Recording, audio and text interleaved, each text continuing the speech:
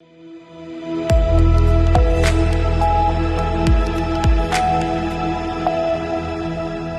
मैं रत्ना और आप देख रहे हैं सी न्यूज़ भारत। वक्त हो गया मध्य प्रदेश और छत्तीसगढ़ बुलेटिन का। बात होगी बलरामपुर की, जहां चरण पादुका वितरण कार्यक्रम संपन्न हुआ। इसके साथ ही बात होगी दंतेवाड़ा की, जहां पूर्व जिला पंचायत अध्यक्ष तुलिका कर्मा ने महिला सुरक्षा कानून को लेकर पुलिस प्रशासन और सरकार पर गंभीर आरोप लगाए हैं। ऐसे तमाम खबरों पर विस्तार से चर्चा करेंगे इस बुलेटिन में। बलरामपुर जिले के शंकरगढ़ में आज चरण पादुका वितरण कार्यक्रम संपन्न हुआ, जिसमें मुख्य अतिथि के रूप में सामरी विधानसभा क्षेत्र के विधायक उदेश्वरी पैकरा मौजूद रहे। तेंदुपत्ता संग्रहण करने वाली महिलाओं को इस योजना का लाभ मिला, ताकि तेंदुपत्ता इकट्ठा करते समय महिलाओं को किसी तरीके की समस्याएं नहीं होनी चाहिए।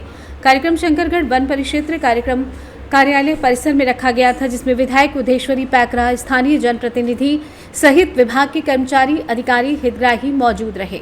अपने उद्बोधन में उदेश्वरी पैकरा ने कहा कि इस योजना को रमन सिंह ने शुरू किया था, जिसके बाद छत्तीसगढ़ में पिछली सरकार जो कांग्रेस की थी उसने इस योजना को बंद कर दिया था, लेकिन भाजपा सरकार छत्तीसगढ़ में आते ही योजना का शुभारंभ हो चुका है। छत्तीसगढ़ के सभी जिलों की अपेक्षा सबसे ज्यादा चरण पादुका वितरण बलरामपुर जिले में हो रहा है। विधायक उदेश्वरी पैकरा ने अपने हाथों से महिलाओं को चरण पादुका पहनाई और उन्हें शुभकामनाएं देते हुए उनका हालचाल जाना।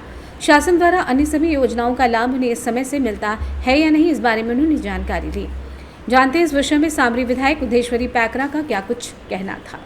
देखिए, चरण पादुका योजना जो है हमारे वनांचल क्षेत्र में जो तेंदुपत्ता संग्रहण करती हैं हमारी माताएं बहनें, उनके लिए ये योजना है। हमारी सरकार जब 2003 में भारतीय जनता पार्टी की सरकार डॉक्टर रमन सिंह जब मुख्यमंत्री थे, उसी समय से ये योजना लागू था, लेकिन बीच में किसी कारणवश उसको बंद कर दिया गया था। लेकिन जैसे ही 2023 में भारतीय जनता पार्टी की सरकार बनी, विष्णु देसाई की सुशासन में फिर से ये चरण पादुका योजना को चालू किए हैं।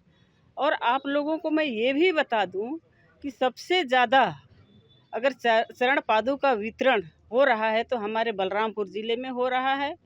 98,755 ऐसे जोड़ी हम बलरामपुर ज़िले में वितरण कर रहे हैं।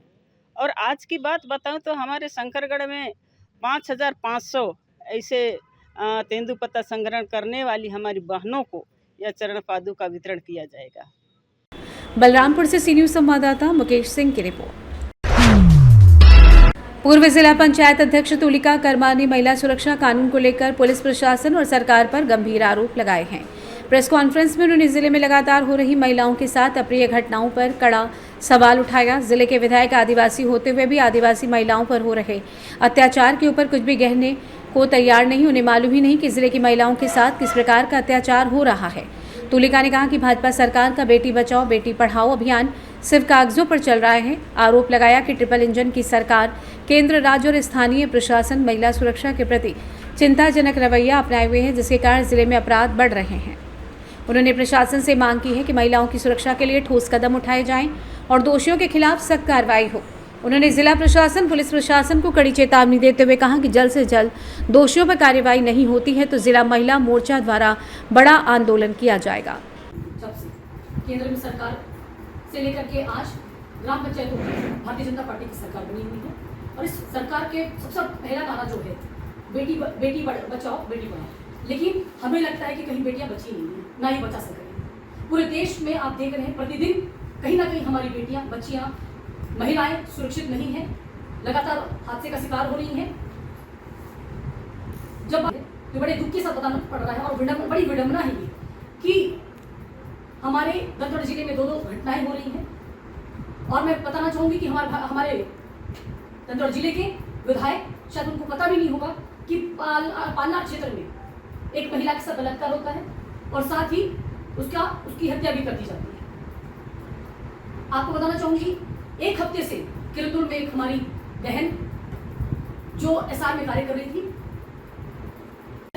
डिपार्टमेंट हॉस्पिटल का वो छुपाने की कोशिश कर रही है। इस संदेह को लेकर के हम कलेक्टर से मांग करते हैं कि दंतेवाड़ा जिला हॉस्पिटल की एक टीम गठित होनी चाहिए, और हम चाहेंगे कि अपोलो में ना होकर के हमारे दंतेवाड़ा जिले में उसकी टेस्ट होनी चाहिए, एमएलसी टेस्ट होना चाहिए। 1 हफ्ता हो गया, स्वैब दिया गया था, टीआई का कहना है, परंतु 1 हफ्ते तक उसको टेस्ट के लिए नहीं भेजा गया। जब हमने पूछा कि आपने टेस्ट कैसे नहीं कराया, तो उनका कहना है कि क्योंकि वो ट्रॉमा में थी और हमको उन्होंने ये एक्सक्यूज बोलना चाह रही हूँ कि अगर बच्ची के साथ ऐसा हादसा हो वो ट्रॉमा में तो क्या आप उसकी जांच नहीं करेंगे? ये किसका दायित्व बनता है? ये कानून का दायित्व बनता है? पुलिस प्रशासन आज क्या कर रही है? सिर्फ नक्सलियों को मारने का कार्य बता करके हमारे कितने बेगुनाह आदिवासी मारे जा रहे हैं। आप यहाँ हमारी बच्चियां जो सुरक्षित नहीं उसका कौन जिम्मेदार लेगा? आज दो घटना हो गई एक हफ्ते का बाद में। पालनार की घटना है, आप जो बाजार में इस टाइप से महिला के साथ हुआ है। तो पुलिस प्रशासन क्या कर रही है? और साथ ही बताना चाहूंगी कि आपका पालनार जिला पंचायत अध्यक्ष जी का क्षेत्र आता है। आप पालनार आप किरंदुल हॉस्पिटल जाते हैं, एनएमडीसी में आप सभी पेशेंटों से मिलते हैं, एक बार उस बच्ची से भी मिल लेते। आखिर वो कॉर्नर में एक बेड में पड़ी हुई है, आप एक बार जाकर के पूछते कि भाई क्या हुआ इस बच्ची के साथ? आप वाहवाही लूट करके आ गए, आप ताली बजा करके आ गए, पीठ पर थपा के आ गए, लेकिन उस बच्ची के साथ आपने तो न्याय करने की सोचा भी नहीं आपने कि एक बच्ची के साथ इतना बड़ा घटना हो गया।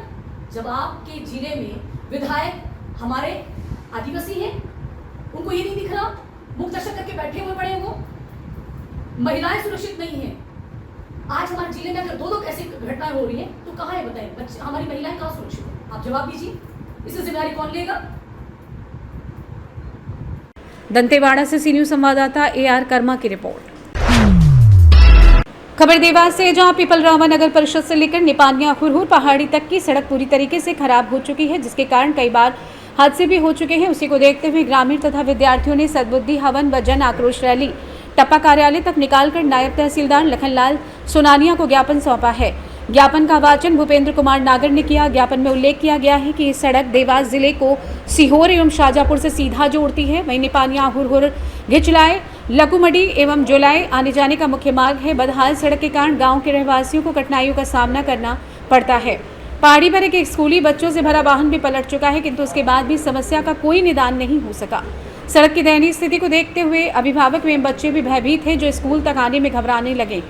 ज्ञापन देने के साथ लोगों को चेतावनी दी है, यदि 15 दिन में सड़क का कोई निराकरण नहीं किया गया एवं गड्ढों को नहीं भरवाया गया तो मजबूर होकर क्षेत्रीय जनमानस चरणबद्ध तरीके से आंदोलन का सहारा लेगा।